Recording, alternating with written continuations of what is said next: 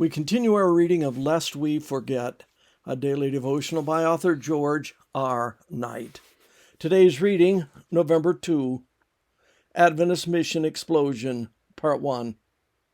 Then I saw another angel flying high in the air, with an eternal message of good news to announce to the people of the earth, to every race, tribe, language, and nation. Revelation 14:6, today's English version. It must be confessed that the Seventh-day Adventist Church did not begin as a mission-oriented people. To the contrary, their earliest years found them as what we might call the anti-mission people. Between 1844 and 1850, holding to the shut-door theology, they felt no burden to preach to any but those who had been in the Millerite movement of the 1840s. Short-sighted, you might say. Yes, but an essential stage in the development of Adventism. This period of Adventist mission, 1844 to 1850, freed up scarce resources from potential missions to build a doctrinal platform. In other words, first came a very distinct message, and only after that could they spread that message.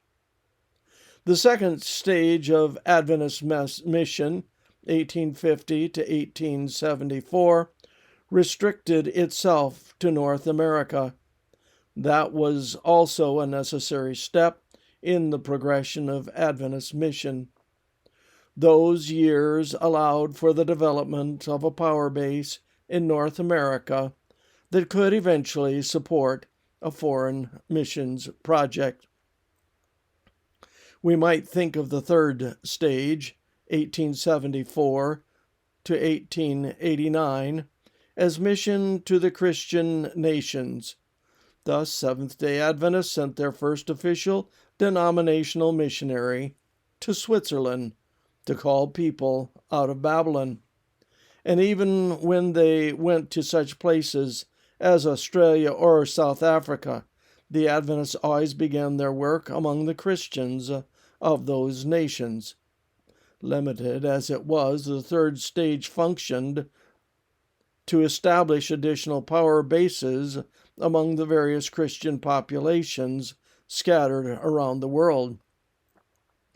As a result, those nations were prepared to act as home bases for the sending of missionaries at the beginning of the fourth stage of Adventist missions, which began in 1890.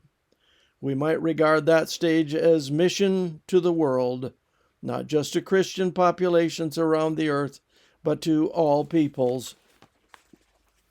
Step by step, without anyone being conscious of what was taking place in the overall development of Adventist missions, God positioned the Seventh-day Adventist Church where it could take advantage of the Protestant mission explosion that detonated in the last years of the 19th century.